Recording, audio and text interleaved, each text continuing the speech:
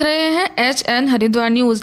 Hamas और Israel के दरमियान जंगबंदी का दूसरा मायदा शुरू हो चुका, बातचीत का दौर भी आगाज हो चुका। इसके अलावा हम आपको बता दें कि इजराइल ने जो शर्तें लगाई थी उन तमाम शर्तों को हमास ने रिजेक्ट कर दिया।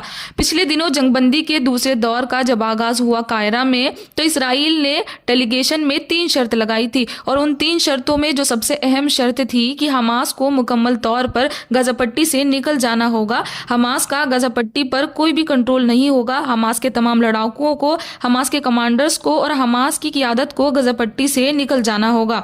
ये इजराइल की तरफ से बेबुनियादी शर्तें थी और शुरू से ही इसी तरह की शर्तें इजराइल की तरफ से लगाई जा रही थी। लेकिन हमास ने कहा कि इजराइल की इन शर्तों को किसी भी हाल में नहीं माना जाएगा। हम दूसरी शर्तें मानने के लिए तैयार हैं। हम गजा पट्टी की सलामती चाहते हैं, उसकी तरक्की चाहते हैं।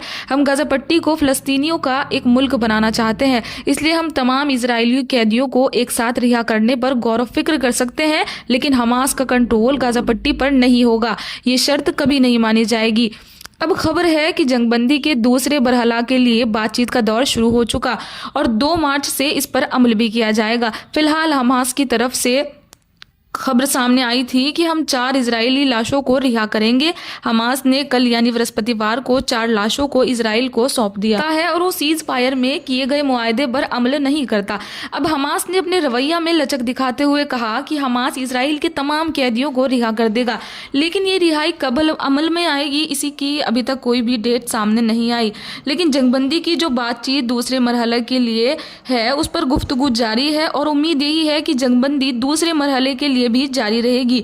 ट्रंप का जो मंसूबा था उसको तमाम अरब मुल्कियों ने सीधे सीधे रिजेक्ट कर दिया और कहीं से भी कोई भी रिस्पॉन्स नहीं मिला। इधर इजराइल पर भी दबाव है कि उसे हर हाल में मुआहदा करना है, दोबारा जंग शुरू नहीं होनी चाहिए।